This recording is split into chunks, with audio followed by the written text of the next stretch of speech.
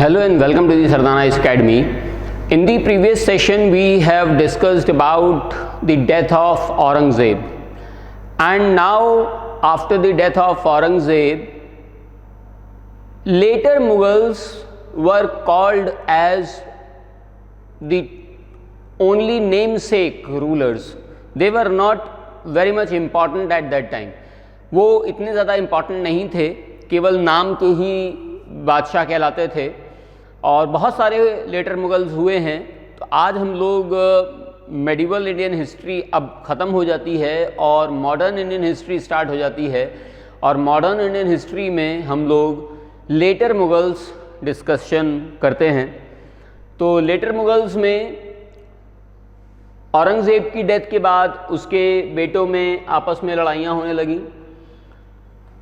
मुअज़्ज़म, आज़म और कामबख्श, तो ये बेटे थे और इन्होंने अपने अपने टेरिटरी को एक्वायर करके, जीत करके अपने आप को राजा डिक्लेयर कर दिया। जैसे मुअज़्ज़म गवर्नर था काबुल का, आज़म गुजरात का गवर्नर था, कामबख्श दक्कन का गवर्नर था। तो इन सब लोगों ने अपने आप को ही अपना टेरिटरी का रूलर डिक्लेयर कर दिया था। आज़म turned to Ahmednagar and proclaimed himself emperor. तो आज़म जो था दूसरे नंबर का, सबसे बड़ा था मुअज़्ज़म, और मुअज़्ज़म के बाद आज़म और आज़म के बाद Kambakhsh. Kambakhsh too declared himself the sovereign ruler and conquered important places of Gulbarga and Hyderabad. तो गुलबर्गा और हैदराबाद पर कामबख्श आ गया। आज़म जो था वो अहमदनगर तक आ गया।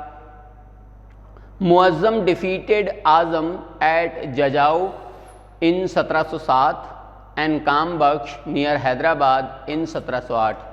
तो मुअज़्ज़म ने आज़म और कामबख्श दोनों को हरा दिया और अगला रूलर बना मुअज़्ज़म बहादुर शाह के नाम से।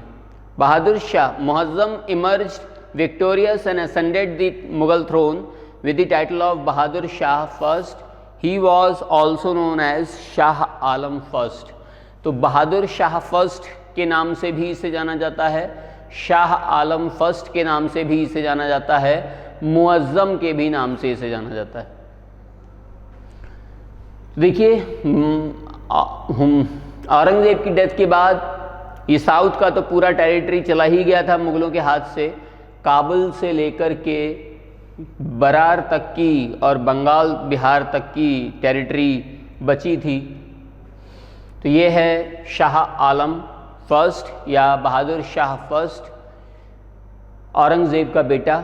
जब ये रूलर बना उस समय इसकी एज 65 ईयर्स थी। तो 65 ईयर्स की एज में ही क्या लड़ पाएंगे। He was the first and the last later Mughal rulers to exercise real authority. He was learned, dignified and tried to reverse some of the narrow-minded policies and measures adopted by Aurangzeb. He followed a conciliatory policy towards the Rajput Maratha but a strict policy towards Sikh. तो उसके time पर राजपूत विद्रोह भी थे, मराठा भी थे, लेकिन राजपूत और मराठा के लिए इसने काफ़ी हम्बल और पोलाइट पॉलिसी अडॉप्ट की, लेकिन सिखों के खिलाफ इसने बहुत ज़्यादा एग्रेसिव पॉलिसी अडॉप्ट की। सबसे पहले बात करते हैं राजपूतों की। तो to have a better control over Marwar and Amer, he forced Ajit Singh of Marwar to submit to Mughal authority. तो उस समय मारवाड़ का राजा था अजीत सिंह। तो अजीत सिंह से इसने कहा कि तुम मुग़लों की सत्ता स्वीकार कर लो। He made attempts to garrison Amer and replace Jai Singh with his younger brother Vijay Singh. तो इसने आमेर को जीतने के लिए जय सिंह और उसके छोटे भाई विजय सिंह को हराया। Both अजीत सिंह and जय Singh were later restored, but their demand for high mansabs and offices of सूबेदार of important provinces were not accepted. तो इस तरीके से राजपूतों को तो मिला लिया, जय सिंह, विजय सिंह और अजीत सिंह ये सब मिल गए। फिर आए मराठास। उस समय शाहू जो थे संभाजी के बेटे, इनका दौर चल रहा था। शाहू जी को छोड़ दिया 1707 में। He granted them this sardeshmukhi of the Deccan but not the chauth. तो इसने सरदेशमुखी तो दे दिया लेकिन चौथ देना स्वीकार नहीं किया। He also did not recognize Shahu as the rightful Maratha king, thus keeping the fight for supremacy going between Tarabai and Shahu ji. Marathas thus remained dissatisfied. तो इसने शाहू जी को इतनी इम्पोर्टेंस दी नहीं बहादुर शाह ने, जिसकी वजह से ताराबाई और शाहू जी लगातार लड़ते ही रहे, आपस में नहीं, मुगलों से लड़ते रहे।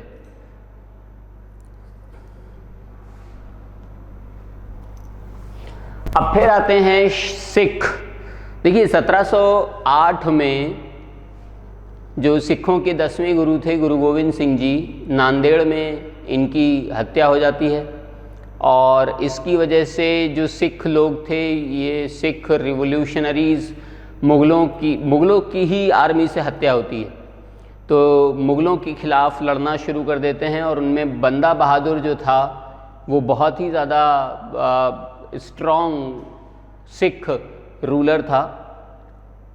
तो बंदा बहादुर की हत्या हो जाती है लोहगढ़ में, लोहगढ़ के किले में, जिसे गुरु गोविंद सिंह जी ने ही बनवाया था। और इस तरीके से मुग़ल जो थे 1712 में सिखों पर अपना अधिकार जमा लेते हैं। बहादुर शाह फर्स्ट को शाह बेखबर भी कहा जाता है। अब जितने भी लेटर मुग़ल्स आएंगे सबका अपना अपना कुछ ना कुछ नाम रहता है उल्टा सीधा, तो उसमें शाह बेखबर कहा गया बहादुर शाह फर्स्ट को। Bahadur Shah made peace with Chhatrasal, the Bundela chief and the Jat chief Churaman who joined him in the campaign against Banda Bahadur. तो बंदा बहादुर के साथ चूड़ामन और छत्रसाल ने लड़ाई की, लेकिन बंदा बहादुर की डेथ हो गई और छत्रसाल और चूड़ामन जो थे इन्होंने सरेंडर कर दिया और इस तरीके से इनके साथ पीस ट्रीटी स्टार्ट की। बुंदेला राजपूत था छत्रसाल और जाट राजा था Chudaman. He adopted a more tolerant attitude towards the Hindus. There was, however, a deterioration in the field of administration in his reign because he lavishly granted jagirs and promotions. खफ़ी Khan ने इसको शाह बेखबर का title दिया। He died in 1712. Bahadur Shah first की death 1712 में हो गई। Henceforth a new element entered Mughal politics and the war of succession. तो अब कौन हो अगला रूलर, इसके लिए फिर लड़ाइयाँ होने लगी, वॉर ऑफ सक्सेशन होने लगे। और 1712 में previously the contest for power was between the royal princes.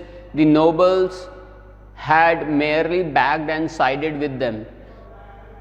Now they became direct aspirants to the throne and began using the princes and pawns to capture authoritarianism.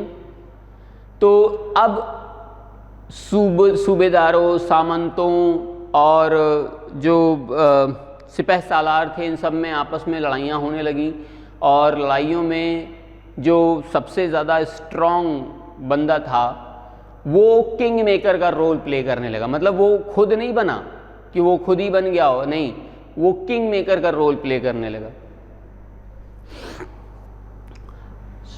अगला बहादुर Shah first के बाद जो ruler आया वो था जहांदार शाह, लेकिन बहुत कम समय के लिए, केवल 1 साल के लिए ही ये रहा। 1712 से लेकर के 1713 तक जहांदार शाह का टाइम रहता है। जहांदार शाह रफ़ीउस शान अमीजुस शान, जहान शान बिकेम इन्वॉल्व। तो इतने सारे लोग थे आपस में लड़ रहे थे और उन लड़ाइयों में जहांदार शाह सबसे ज़्यादा पावरफुल रहा। Jahandar Shah was a weak ruler and came to the throne chiefly with the help of Zulfikar Khan. तो ये था वो किंग मेकर जुल्फ़िकार खान, जिसने एक वीक रूलर को मुगलिया सल्तनत का तख्त दे दिया। लेटर मुगल्स में ऐसा होता रहा है। तो जहांदार शाह को जुल्फ़िकार खान ने अगला लेटर मुगल बना दिया।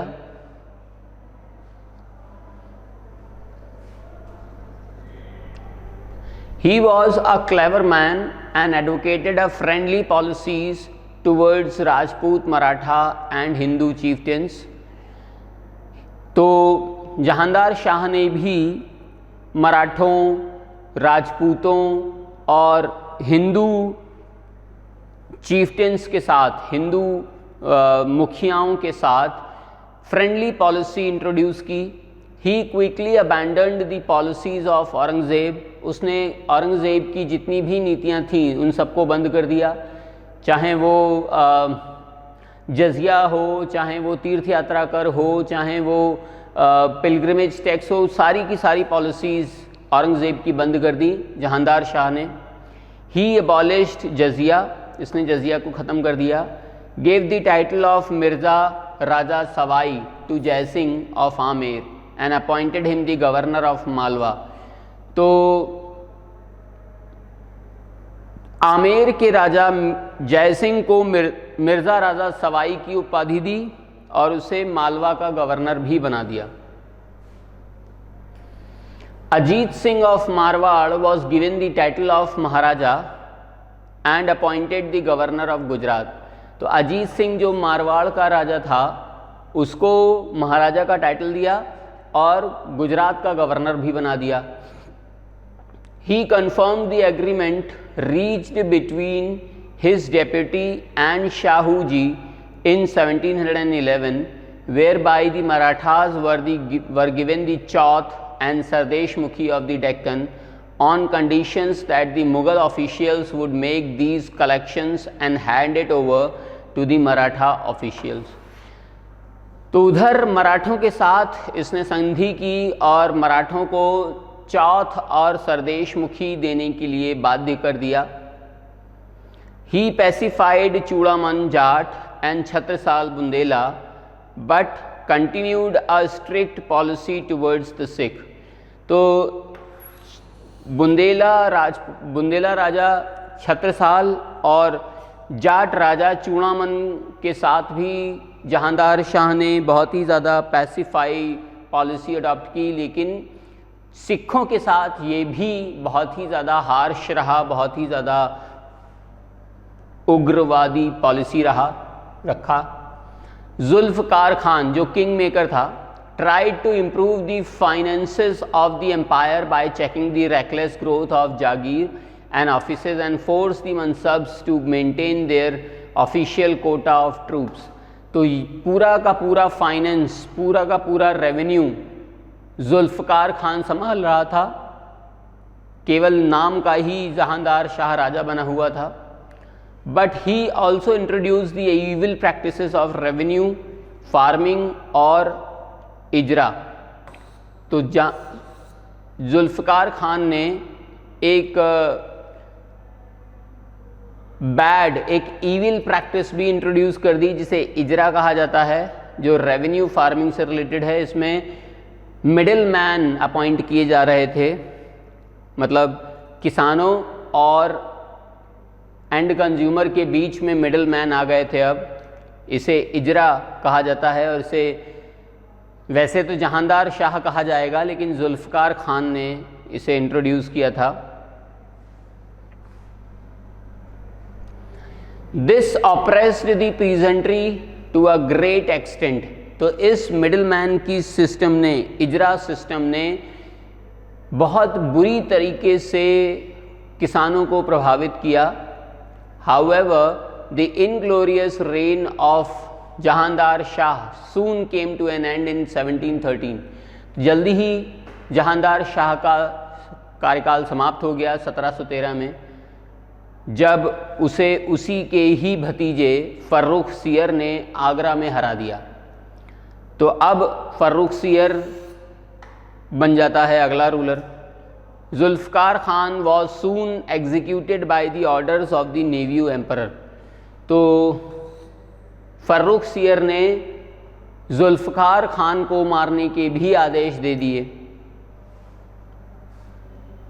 अब अगला रूलर बन गया फर्रुखसियर 1713 से लेकर के 1719 तक। Farrukhsiyar came to power with the help of Sayyid brothers. तो अब यहाँ पर किंग मेकर जुल्फ़कार खान नहीं था, अब यहाँ पर किंग मेकर बन गए थे दो भाई सैयद ब्रदर्स, अब्दुल्ला खान एंड हुसैन अली खान। तो ये अब्दुल्ला खान और हुसैन अली खान सैयद ब्रदर्स के नाम से जाने जाते हैं। फर्रुखसियर के टाइम पर वो किंग मेकर हो गए। They were given the office of wazir and Mir Bakhshi respectively. The two brothers soon acquired dominant control over the affairs of the state। तो दोनों भाइयों ने जल्दी ही पूरे स्टेट पर अपना कब्जा जमा लिया। Farrukhsiyar was himself incapable of ruling and was easily influenced by the other। तो फर्रुखसियर जो था बहुत ही जल्द दूसरों के बहकावे में आ जाता था, दूसरों के भुलावे में आ जाता था। The Sayyid brothers were convinced that if the real authority were in their hands, the empire would be safeguarded from perishing। तो सैयद ब्रदर्स ने फर्रुखसियर को ये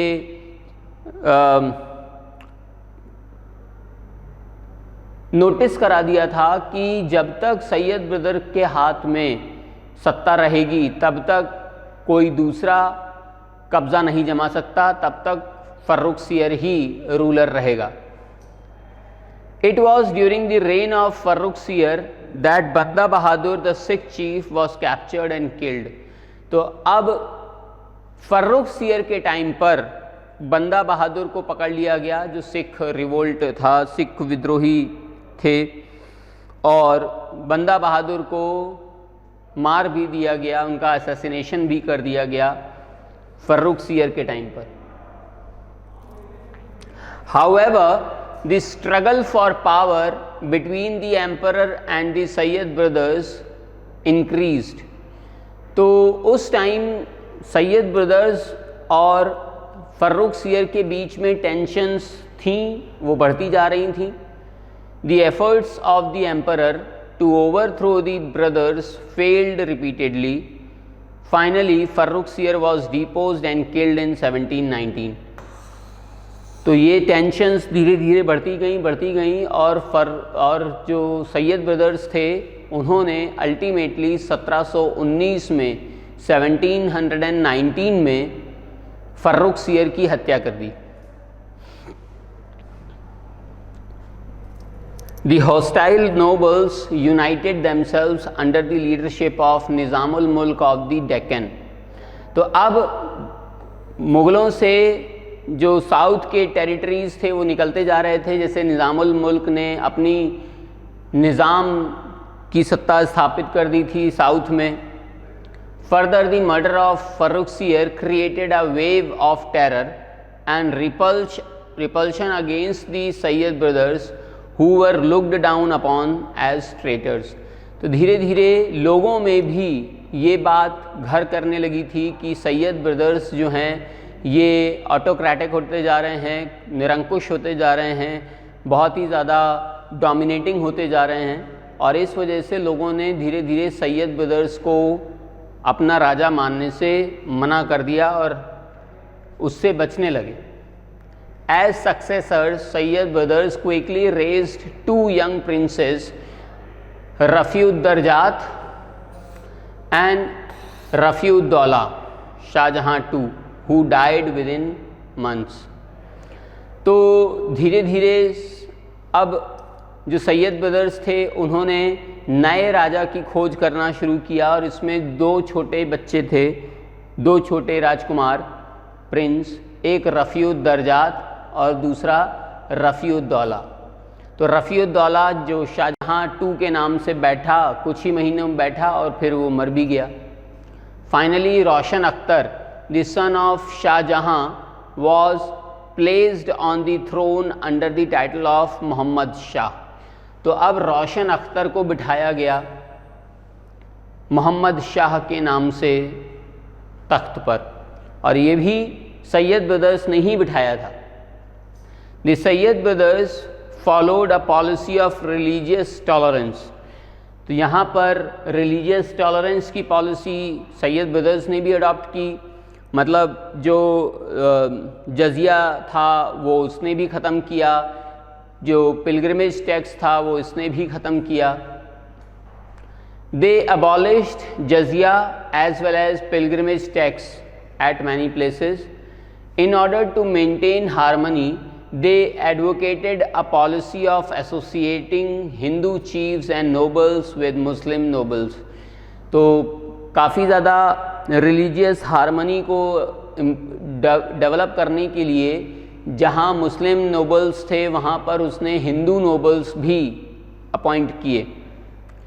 in their struggle against Farrukhsiyar, the Sayyid brothers sided with the Rajputs and Marathas. Ajit Singh of Marwar and Jai Singh of Amer were won over by giving them high positions in the administration. Alliance was made with Chulaman Jat and later placed Shahu Ji by granting him Shivaji's Swaraj and the right to collect Chauth and Sardesh मुखी इन 6 provinces of the Deccan. तो उधर चूड़ामन जाट और छत्रसाल को oblige किया गया, बुंदेला राजपूत राजा, और इधर जो शाहू जी महाराज थे, चूड़ामन तो थे ही, शाहू जी महाराज को शिवाजी का स्वराज दे दिया गया और उन्हें उनके राज्य में सरदेश मुखी और चौथ वसूलने की, 6 राज्यों में चौथ वसूलने की इजाज़त भी दे दी गई। In return Shahu ji promised them help in Deccan with 15,000 soldiers. तो इस रिगार्ड में, इसके बदले में शाहू जी ने मोहम्मद शाह से ये कहा कि हम साउथ में 15,000 सोल्जर्स के साथ मुग़लों की सेना की रखवाली करेंगे और मुग़लों की सेना का सहयोग करेंगे, सपोर्ट करेंगे। The efforts made by the Sayyid brothers did not yield great results because they were constantly faced with rival factions and conspiracies in the court. तो धीरे धीरे सैयद ब्रदर्स का जो होल्ड था वो कमज़ोर पड़ने लगा। The financial position of empire was also dwindling as the rebellious elements refused to pay the land tax. This led to increased indiscipline against the soldiers. तो धीरे धीरे फाइनेंशियल सिस्टम भी कमज़ोर होने लगा था लेटर मुगल्स के टाइम पर, मोहम्मद शाह के टाइम पर, और इस वजह से इसकी सेना कमज़ोर होने लगी और सेना के कमज़ोर होने की वजह से जो सोल्जर्स थे इनके बीच में थोड़ा मतभेद भी पैदा हो गया। तो अब एंटी सैयद नोबल्स जो थे वो बहुत ज़्यादा स्ट्रांग होते जा रहे थे। मोहम्मद शाह जो था उसका रुतबा, उसका जो इम्पोर्टेंस थी ये बढ़ती जा रही थी। 1720 में हुसैन अली और 1722 में अब्दुल्ला खान, जो सैयद ब्रदर्स में 2 भाई थे, इन दोनों भाइयों को मार दिया गया 1720 में और 1722 में। 1720 में हुसैन अली, 1722 में Abdullah Khan. This ended the rule of Sayyid brothers in the Mughal empire. और इस तरीके से जो सैयद ब्रदर्स का रोल था वो पूरी तरीके से ख़त्म हो गया 1722 तक। अब पूरी तरीके से मोहम्मद शाह रूल करने लग जाता है इंडिपेंडेंटली, और 1719 से लेकर के 1748 तक मोहम्मद शाह का टाइम रहता है। The Mughal rule was still held in high esteem by the people. The Mughal army, especially the artillery, was still the most important force. Administration in northern India had deteriorated but not collapsed. The Maratha Sardars were still confined to the south and the Rajputs were loyal to the Mughals. तो राजपूत अभी भी मुगलों के लिए loyal थे, जबकि जो मराठास थे ये साउथ में ही लड़ रहे थे, साउथ तक ही सीमित थे, ये नॉर्थ में नहीं आए थे। और इस तरीके से मोहम्मद शाह ने अपना रूल करना स्टार्ट किया। ये इतना अच्छा रूलर नहीं था। His first wazir was the fall of the Sayyid brothers was Mohammad Amin Khan. तो मोहम्मद शाह का जो पहला वज़ीर था वो मोहम्मद अमीन खान था, सैयद ब्रदर की डेथ हो जाने के बाद। निज़ामुल मुल्क अलग हो ही गए थे अपना राज्य बना करके, उनकी डेथ हो गई 1722 में। But instead of supporting Nizam the emperor suspected his own ministers. तो निज़ामुल मुल्क की 1722 में डेथ हो गई और उधर निज़ामुल मुल्क के जो डिसेंडेंट्स थे वो सर उठाने लगे। The attempts to reform the administration proved futile and disgusted with the inability and fickle-mindedness of emperor, the Nizam chose to pursue his own ambitions. तो जो निज़ामुल मुल्क के बेटे थे वो अलग हो गए मुग़लों से और उन्होंने अपना अलग निज़ाम बना लिया और इस तरीके से मुग़लों के हाथ से पूरा हैदराबाद और जो बीजापुर की रियासत थी चली गई। He gave his office in 1724 and proceeded to the south and found the state of Hyderabad. और इस तरीके से निज़ामुल मुल्क की मृत्यु के बाद उनके डिसेंडेंट्स ने 1724 में हैदराबाद स्टेट को एस्टैब्लिश किया। He was the most pleasure loving ruler of loose morals and is therefore called Mohammad Shah Rangila. तो सबसे बेकार, सबसे लूज कैरेक्टर वाला पर्सन था लेटर मुगल्स में और इसीलिए इसे रंगीला का टाइटल दिया गया और इसे मोहम्मद शाह रंगीला कहा जाता है। After the fall of Sayyid brothers he fail into the clutches of the dancing girl कोकी जीयू। तो सैयद ब्रदर्स की डेथ के बाद मोहम्मद शाह रंगीला एक डांसिंग गर्ल कोकी जीयू के हाथों की कठपुतली बन गया और एक यूनच था हाफिज खिदमतगार खान, इसके भी हाथों की कठपुतली बन गया था। तो इसीलिए इसे रंगीला कहा गया क्योंकि इसकी जो संगत थी, जो लोग थे वो सही नहीं थे। The already declining Mughal empire received another fatal blow when the Persian monarch Nadir Shah invaded। तो मोहम्मद शाह रंगीला के टाइम पर इंडिया में दिल्ली पर नादिर शाह का अटैक होता है 1738-39 में। नादिर शाह बहुत ज़्यादा धन संपदा लूट करके ले जाता है, तख्त ताउस ले जाता है इंडिया से, कोहिनूर ले जाता है इंडिया से।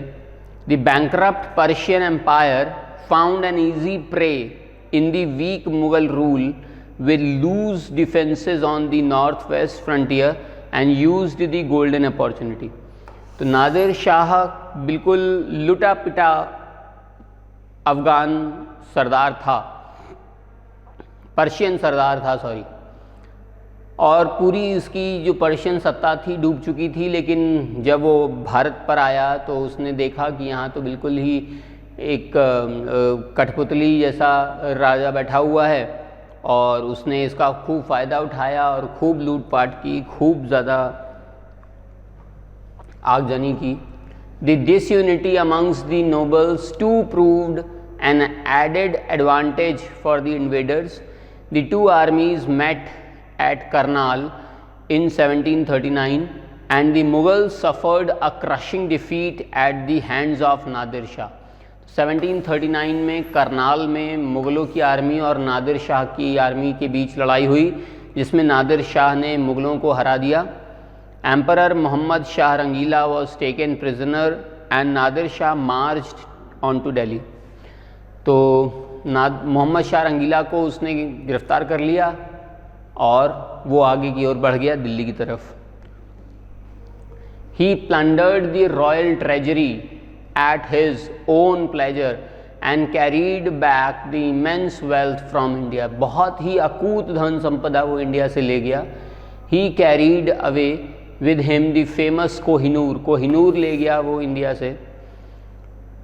पीकॉक थ्रोन, जिसे तख्त ताऊस कहा जाता है, जिसे शाहजहां ने बनवाया था, ये ले गया।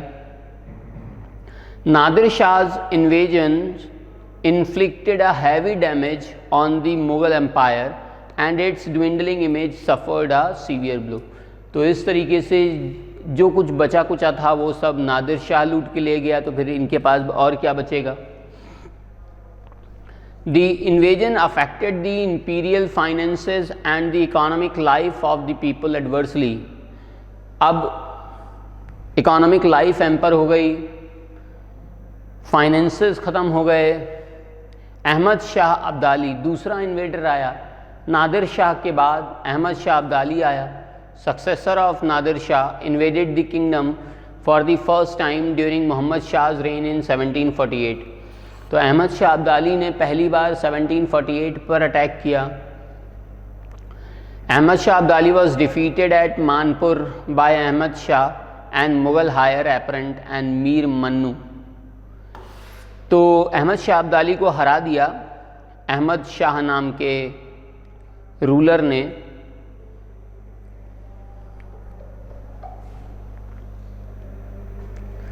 अब आया अहमद शाह का टाइम। मोहम्मद शाह के बाद अहमद शाह 1748 से लेकर के 1754 तक।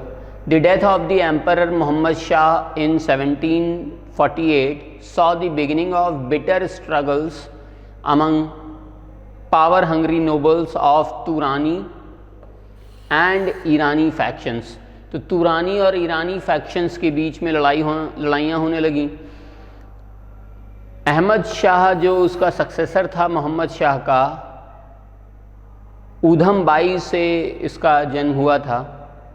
ये एक डांसिंग गर्ल थी ऊधम by. ascended the throne but was unable to cope with the disintegrated forces। तो ज़्यादा समय तक नहीं रह पाया। The weak defences of the northwest encouraged Ahmad Shah Abdali, who invaded India twice in 1749 and 1752। तो अहमद शाह अब्दाली ने दो बार अटैक किया, एक 1749 में और एक 1752 में, और ये दिल्ली तक आ गया। The emperor with a view to buy peace and save Delhi from devastation ceded Punjab and Multan to Abdali. तो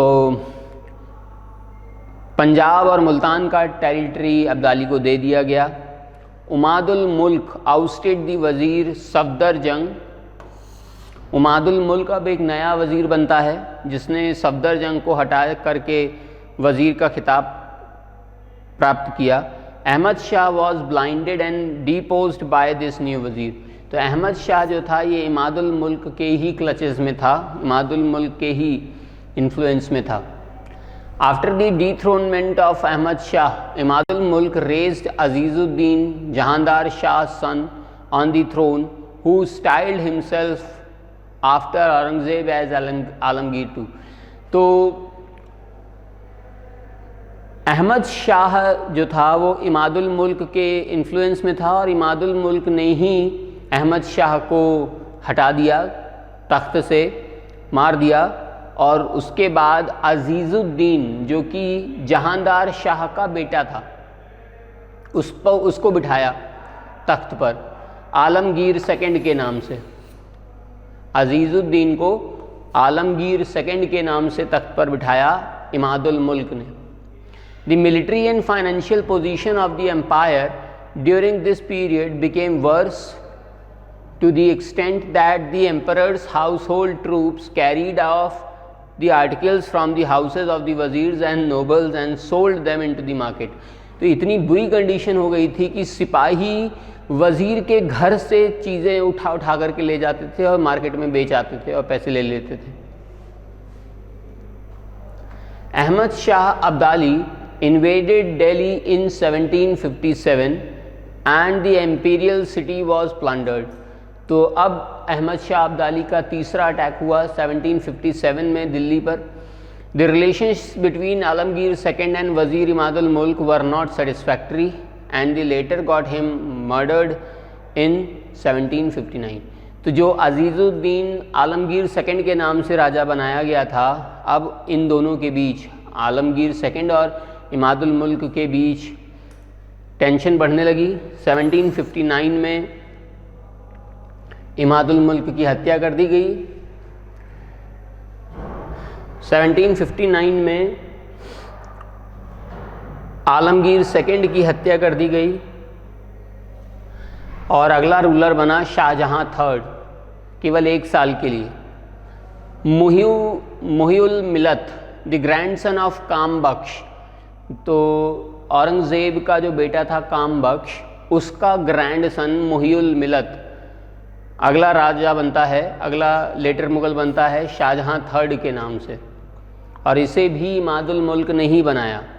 ही was deposed by Marathas who captured Delhi in 1760।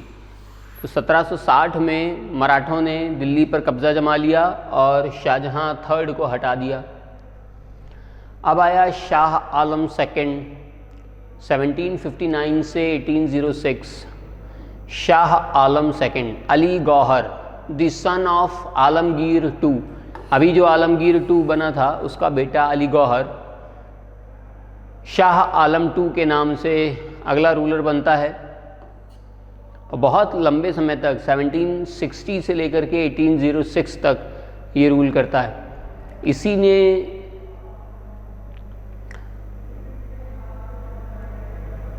Battle of Buxar देखा होगा क्या? यही तो था। बैटल ऑफ बक्सर में 3 लोग थे, अवध के नवाब शुजाउद्दौला, मुग़ल सम्राट शाह आलम सेकंड और बंगाल का नवाब Mir Qasim. At the time of his father's death he was in Bihar. Although he was declared the Mughal emperor, he did not proceed to Delhi for 12 years। वो 12 साल तक दिल्ली नहीं आया, जबकि दिल्ली का राजा मुग़ल डिक्लेयर कर दिया गया था। और वो इसलिए नहीं आया क्योंकि वज़ीर जो था इमादुल मुल्क, वो शाहजहां थर्ड को गद्दी पर बिठाना चाहता था।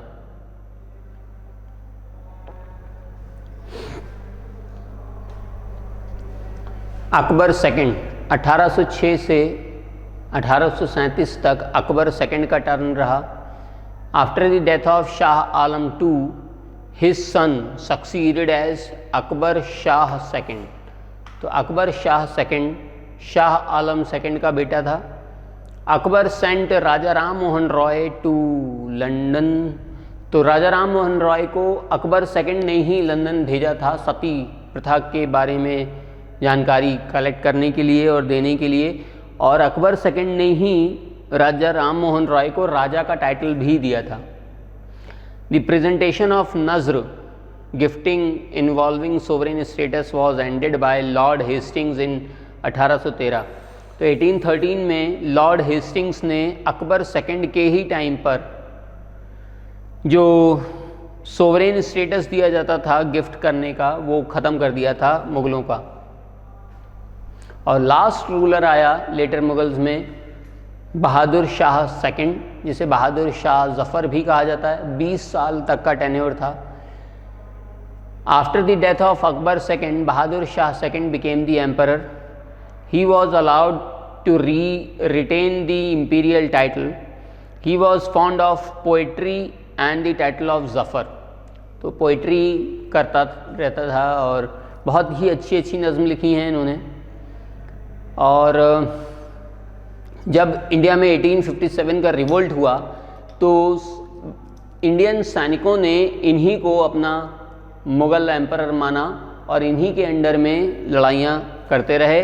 और इसी वजह से अंग्रेज़ों ने इन्हें भारत से निकाल करके बर्मा, आजकल इसे म्यांमार कहते हैं, उस समय बर्मा कहा जाता था, वहाँ भेज दिया और इनकी जो कब्र बनी, जो इनका मकबरा बनाया गया वो वहीं बर्मा में, म्यांमार में बनाया गया।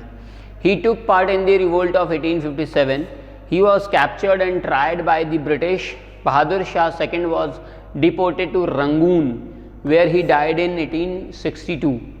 Thus ended the Mughal dynasty. और इस तरीके से पूरी की पूरी मुग़ल डायनेस्टी का अंत हो गया 1857 में, और इंडिया में government of India act introduce कर दिया गया। गवर्नर जनरल ऑफ इंडिया को वाइसरॉय ऑफ इंडिया का टाइटल दे दिया गया और वही इंडिया को कंट्रोल करने लगे। Lord Canning was the first viceroy of India. और इस तरीके से इंडिया में 1707 के बाद से लेटर मुगल्स का जो समय रहता है उसमें मॉडर्न इंडियन हिस्ट्री ही मेन एस्पेक्ट रहती है। तो आज इतना ही। Thank you, have a nice day.